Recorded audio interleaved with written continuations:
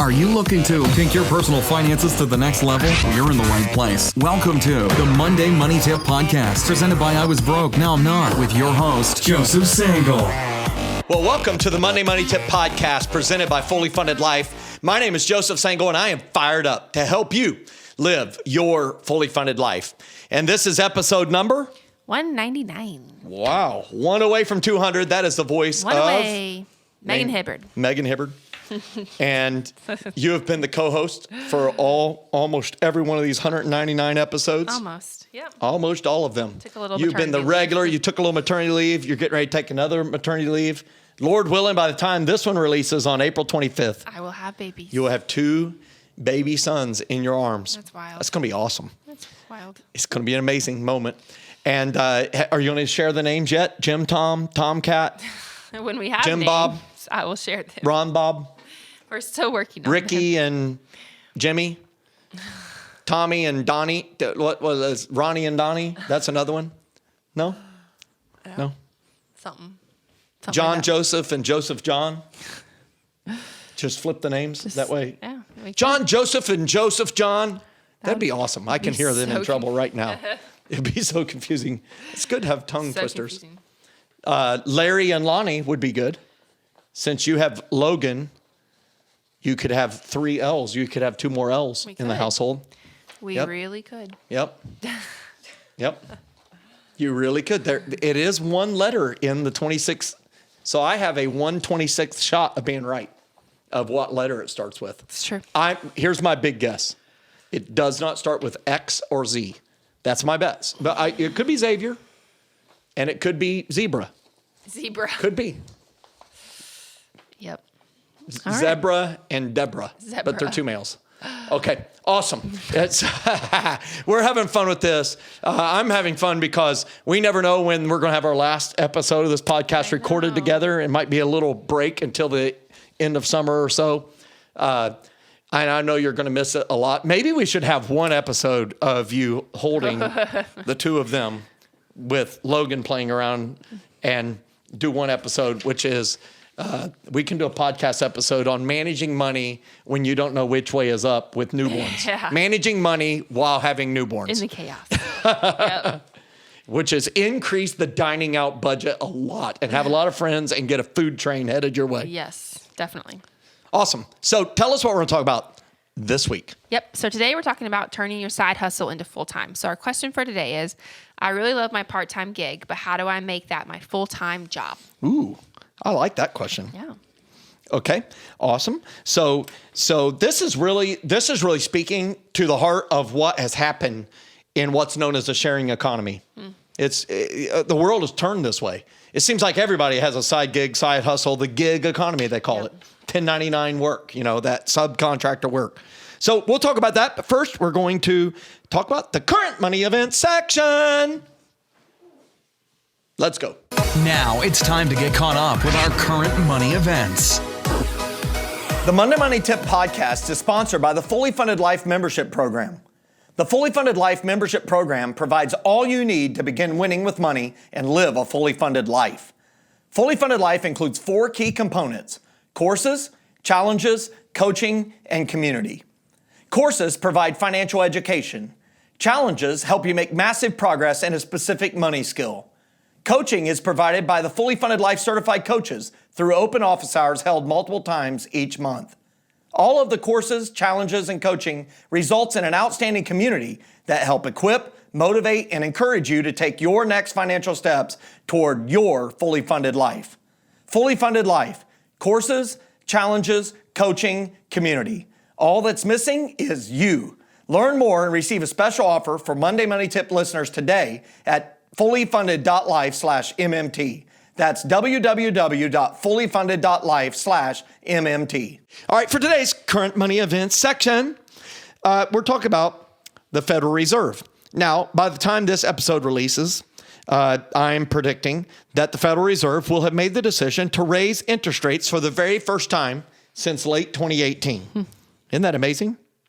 Now, we're filming this in mid-March due to the impending maternity leave that you're going to have, family leave.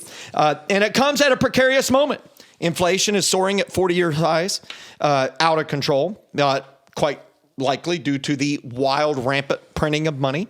But we also have a war in Ukraine, which is causing the entire world to be on edge. That has caused fuel prices to go crazy, which fuel is the underpinning of all of the manufacture of goods and food and all that. And we also have a chip shortage, and we have a coronavirus surge in China, and they're shutting down half their nation again. So this really impacts life. Housing prices are out of control. And Fed Chair, which I say regularly, it's the most powerful money person in the world, Jerome Powell, will need to thread the needle of cooling down prices without inducing a recession. Here's the newsflash. The Federal Reserve has not been proven very good at preventing recessions. Recessions happen. It is part of any economic plan that you have together, whether it is communism or capitalism or anything in between, socialism, in whatever ism it is, you're going to have peak periods and down periods. But capitalism has proven to be, over time, the largest wealth-producing plan that lifts the most number of people. Jesus himself said the poor would always be with us. And I think that's just a recognition that there would always be desperate leaders who would mistreat people. I think it's a recognition that we all have a seed of greed in us and that we would make terrible decisions that would plunge us into ruin, right? Some people eager for money have wandered from the faith and pierced themselves with many griefs. So some would be self-induced, some would be government-induced, and other people did it to people. But he's having to thread this needle, and it's a very challenging thing. So here's what I would tell you, my prediction, and we're releasing we released my investments here. We did in March. In March. And what we're seeing is that they are going to increase rates, and my prediction is 4 to 6 times in the next year from March to next March. I believe they'll have to do that at quarter point at a time. And that is going to be a challenge. But we have to control what's happening with inflation. And the way to do that is by increasing rates. It'll decrease the supply of money and therefore decrease demand, which will cool off prices and increases in prices. It's a very, very, very challenging time. Yeah. But I will say, over time, we get hyper-focused on what's happening at this moment. But if we look over world history, over the last 100 years or so of the market, you think about the wars that happened. We had the Korean War, we had the Vietnam War, we had Desert Storm, we had Enduring Freedom, we had numerous horrible events taking place where we were not involved in the war, we were observing the war. And yet the world has continued to, through the messes, produce wealth and help people elevate to a better standard of living. And so this is a challenge. Expect rising interest rates. If you need to refinance your house, do that right away. But if you have savings, you're finally going to get rewarded for your savings. But make no mistake, savings interest rates will never keep pace with the rate of inflation, ever. Yeah. So that's it for today's current money and events section. But you have a thought. Yeah, I'm just interested to see, so we have our economy and how it runs. But then I'm interested to see what happens, and maybe we'll know by this point, with Russia and their stock market not opening, businesses pulling out, people can't get their money. I'm just so interested to see how that plays out in their, surely they have to go into some sort of recession or something has to happen with them. And all the money's going towards fighting I don't know. I just think it's wild to watch when the stock market's not even opening for weeks on end. Well, it's just here's the prediction from March something that we're doing this. I think it's the 15th we're recording this one. Yeah. The prediction is that Russia will default on its debt and then never repay it back. $100 billion, $150 billion. They'll never pay it back. They'll just refuse to pay it back. Yeah. Oh, there'll be penalties. And that the ruble will have to be revalued. And they are in recession right now, and they are venturing towards depression. And Putin lashes out, and I am not fearful of it. I think it's a known thing, but I'm highly concerned. Yeah. Very concerned because when people that choose to go attack people, knowing this type of thing would happen, he already knew that would happen. And so he's going to lash out. He's not going to take it sitting down and come cowering back. That's not a thing he's going to do. And so we're going to have to get a backbone and address it like we are addressing it to make sure they feel the pain. And maybe, just maybe, Russia will reopen to capitalism again, or some form of it, to where their citizenship can grow. But I'll finish with one final stat. Russia, the giant nation of Russia, huge landmass, huge population, has a lower gross domestic product than the small nation of South Korea. Think about that. That's insane. One of them is running in a democratic society, and the other one is running with a guy who decided to make himself permanent president, czar. And look what it's doing for the people. Destroying them. In fact, energy and gas is 40% of their whole gross domestic product. And they're highly dependent on it, and now they can't sell it, except for on the cheap. Yeah. So that's a mess. It's wild. It's just interesting when you compare economies and all that kind of stuff. So I'll have to keep you posted. Okay, our success story today is from a fully funded life member, and we are rejoicing because they have been able to purchase multiple businesses, and vehicles with cash since beginning to use the easy budget. That must have been a really easy budget. Must have been neat. They said, I have budgeted every month since starting and have been able to buy a business, and am closing on another later this month. I also paid cash for 3 vehicles and a trailer. What? That's wild. You know, this is amazing. It purchased multiple businesses. No big deal. And vehicles, 3 of them. No big deal. Using the exactly zero budget. In other words, they're being intentional with every single dollar and maximizing it. Yeah. So this is really huge. They budgeted every month since starting, so they don't skip it. They realize this is a vital tool in their money success. And they're able to close on another business soon. And I would just say this. A lot of people think about the name I Was Broke, Now I'm Not, and they think that this is only for broke people. But we speak to wealth as well. Yeah. And when I call it flip it moments. That when you reach rung 4 and you pay off all your non-house, non-business debt, that's a flip it moment. I think rung 1, writing down your plans, hopes, and dreams, and truly evaluating if the decisions you're making today are going to help you get there tomorrow, that's a flip it moment. Rung 4, paying off that non-house, non-business debt, that's a flip it moment. And then rung 6, where you're paying 15% into investments, that's a flip it moment. Paying off your house in rung 7 is a flip it moment. Rung 8 is a flip it moment. You're at the 30% into investments. Each one of them literally is trajectory altering up and to the right to help you really be able to build wealth, give it all away, bless people, bless your family, and bless the multitudes. That's awesome. That's what this success is all about. And today we're talking about turning your side hustle into full-time income. So you know what? That's exactly what this person has done. Yeah. Get fired up. Seriously. Yep. So just to remind you, he kind of said it, but just to remind you, the question is, I really love my part-time gig, but how do I make it a full-time job? So you did this. So what if you start by telling us your story? How did you turn your side hustle into a full-time job? Well, you know, I'm a teacher, so I have to go in teacher mode. Teacher mode. But I didn't know what I was doing. Yeah. I just knew I was very passionate about helping people win with their money. I knew that. Like if you're watching on YouTube, it was about you. Like literally, I had experienced this life-transforming moment where I wrote down my plans, hopes, and dreams in the back of a Southwest Airlines jet, flying from San Diego to Midway Airport.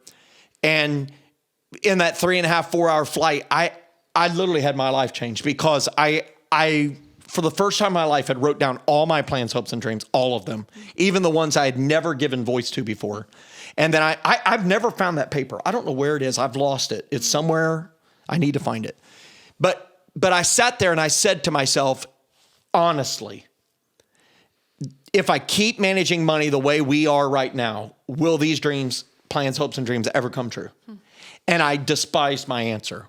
So I landed a changed person because all of a sudden I knew things had to change. And I had my why. I knew my why. And then you go forward. I started searching, and I got a budget put together and found out it could be an Excel spreadsheet on my Gateway 2000 computer, the cow symbols on it. And I love Excel as an engineer. And we put together this budget, my wife and I, Jenny and I, and we put this budget together and we followed it. And we were able to give that month. We were able to save. We were able to invest. We planned the rest and followed that too. And we got no new debt, and our debt went down, total debt. The next month, the same thing. The next month, the same thing. And in 14 months, we paid off all of our debt except for our house, and rung 4 is what we call it now. And I just started telling everybody at work, everybody at church, anybody I could run into, this budget has changed my life. A budget has changed my life.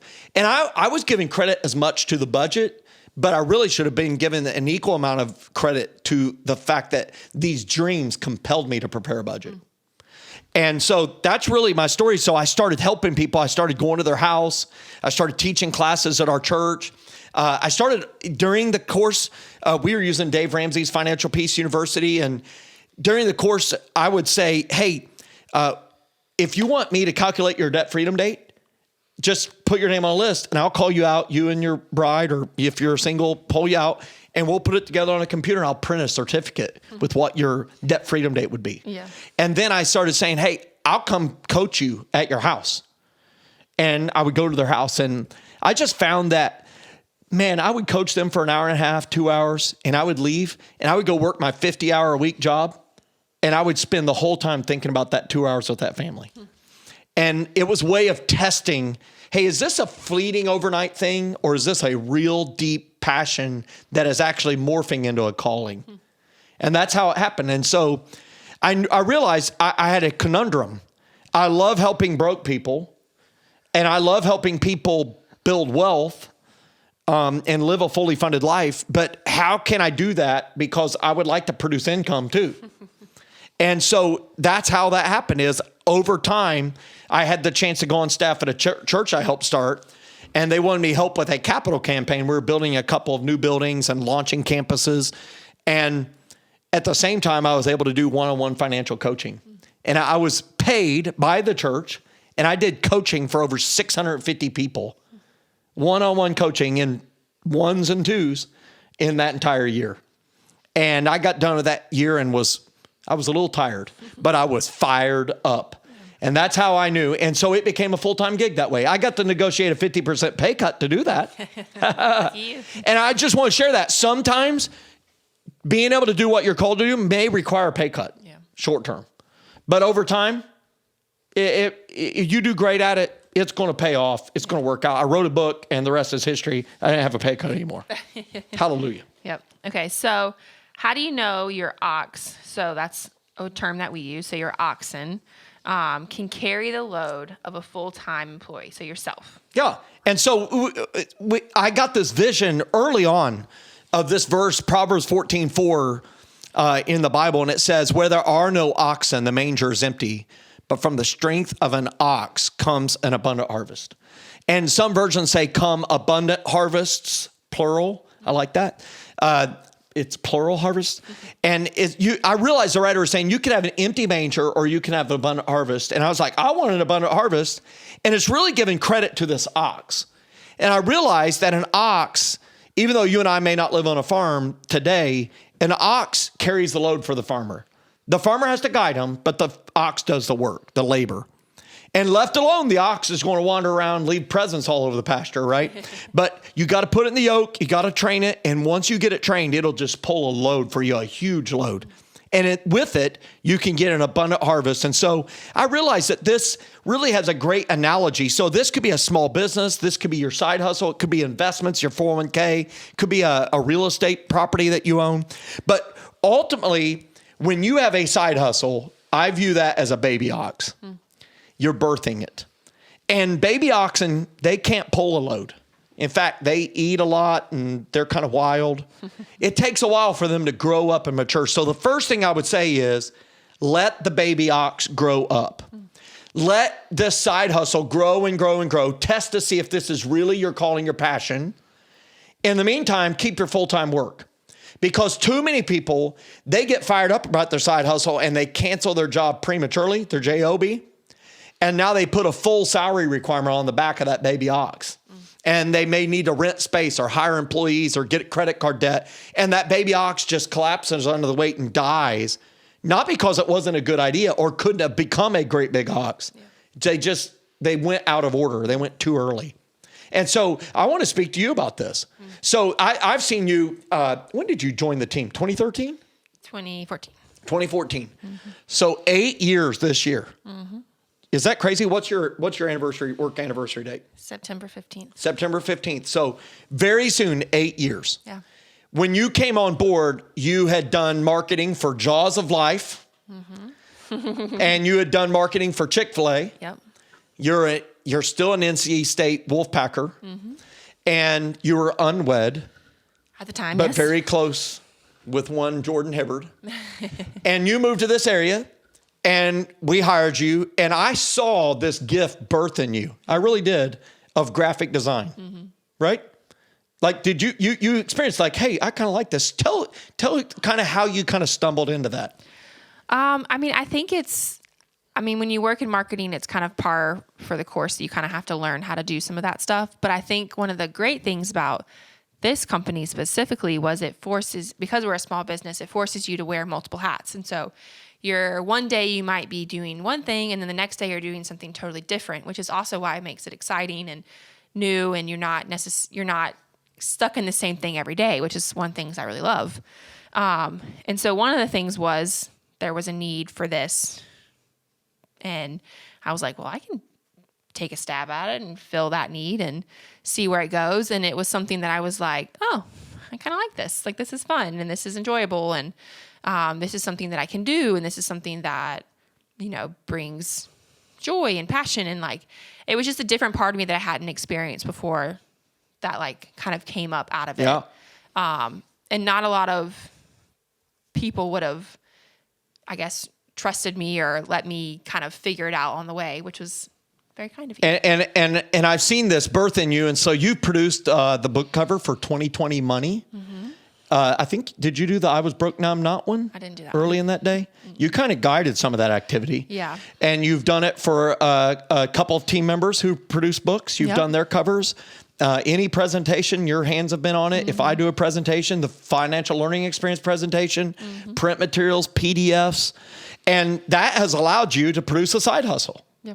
And so you've done side hustle work for a doctor in the area who wrote a book. Yep. And you helped guide him through that amazing book cover. Designed his book. And then he actually came to me wanting to talk about another business that he was going to start and working for him with that. And then I've done some side work with a chiropractor in the area. Which is like graphics and web work. Yep. And so it's interesting. I think it's a wonderful thing because, I know a lot of employers get freaked out about employees doing side hustle stuff. But I love it because, number one, I feel like a business benefits when employees expand beyond the horizons of their business. They get exposed to different people, unique things. And I'm confident enough in that, hey, that if we treat people well and we allow them to do well and they can continue to advance here, they're probably going to stay. But if they don't, well, you help them find their way to discover what they're great at. Yeah. And that's a wonderful thing, too. So, I know that we're all temporary employees, all of us. We might be 40 years temporary, but we are all temporary. There will be a day, whether of our choosing or not, we will show up and it's our last day. We may know it at that moment. We may not know it. I hope we all get to know it and get to have a party. But at the end of the day, when you know that you're got this oxen growing, here's some signs that you know it's growing. And one is you feel like you have two full-time jobs. Yeah. Like you're tired and you're like, I cannot keep this pace. Number two, you can put some sort of salary, maybe not a full replacement of your salary. You can put some sort of salary on its back that allows you to make it. Maybe not thriving, prospering yet, but you know you can make it. And you can put it on the back of that side hustle, that ox, and it kind of quivers. And it says, okay, it might be a wild ride for you, but I can carry this. And also, you have multiple repeat customers coming back. that kind of indicates, hey, this is a valuable thing that is saying, hey, you can do this multiple times and you've got a lifetime value of customers and you can really build a business out of this. Yeah, that's good. I know we've kind of talked through this a little bit, but what do you feel like are some common mistakes you see people making when they're trying to make this transition? So I know you've talked about they put the load on too soon, or it's not necessarily like a full passion. They like kind of like it and then they go full in and then it's like, oh no, this isn't what I want to do. Yeah. And then you're kind of in trouble. So like, are there any other like common, so it actually, we could combine it together. These are common mistakes, and let's talk about how to avoid them. Yeah. Like some key steps to make sure you avoid them. But some common mistakes that people make as they try to make that transition to making a side hustle their full-time ox. One is they don't get wise counsel to come alongside them. Truth tellers, so to speak. Now, you need encouragers, but I find that a lot of your friends will encourage you, but they don't know your full reality, your full economic reality. And you need to have truth tellers along the way that can help you say, hey, like, yeah, you've sold a few of these, but you realize how hard you've worked to sell these. And I don't think this is a repeatable thing. Like, this was a unique thing. Like, I was listening to a podcast yesterday and they were talking about taxidermy, and you can buy a full taxidermy elephant. It's $88,000. And they're like, yeah, we haven't placed that order before. And I'm like, that's amazing that someone can provide a full, like, whatever you need for taxidermy of that for $88,000. But if you try to build a business on elephant taxidermy, seems limited to me. Where does one put that? Right? And so where are you going to put it, right? Yeah. You have to build a house. But that's a common mistake is people try to build a business because they had one success. Yeah. And they feel really good about it. You need to make sure this is repeatable. And so one of the key steps to avoid that is make sure you know it's repeatable. Make sure you have a customer coming back. Make sure you have multiple customers who are saying they're interested in this. Another mistake that I see is that people look at a side hustle and they greatly underestimate how much time and effort it really is going to take to make it a full-size business. And that means that they quit their regular job and they realize, hey, I've been getting by just winging it over here, and winging it was okay, a side hustle income. But now when I put rigor to it, systems, the systems themselves take full-time work, and now I can't do the thing that I love to do. Yeah. And so if you're going to go, make sure you have people identified who can take care of systems. I'll never forget, as I was starting this thing, I hired a kid straight out of Clemson University who had a degree in financial management. And he comes in halftime, and I'm over there on my computer using Microsoft Money to track the bills. And it's horrible. And I was asking myself this question internally that said, man, why do I love budgeting for my personal finances, but this process of reconciliation of the bank account is horribly time consuming and I hate it. And he goes, hey, I see you're doing that. I got a degree in that. I would love to do that. And I had to trust, because here's all of our numbers, right? And I'm like, really? You would want to do this? And I shoved it over there, and I found that because this was his calling, his passion, he was able to do it so much better. The reports are better, and it freed up time for me to go do that which I was great at. Yeah. And so that's another one. One other thing I wanted to share is one of the big mistakes I see with side hustles is the side hustle is actually their passion. It's their hobby. And when they make their hobby their job, they actually lose their hobby. And it actually destroys their hobby. Yeah. They no longer enjoy it. Right. I see this all the time with like hunting. People all of a sudden, they want to produce a hunting show and they want to hunt and and the next thing you know, you'll see it after their 35th hunting trip. I'm like, 35 hunting trips? And they make $4 off of Google ads for it. And it's like they have turned their hobby into work, and they no longer enjoy it, and they end up giving it up. They ruin their hobby. So make sure that you don't confound the two, because everybody needs that thing that they can get away from, and they're not constantly saying, how can this thing make me money? Yeah. How can this thing make me money? That's good. All right. So is there one thing you would tell someone considering making this leap?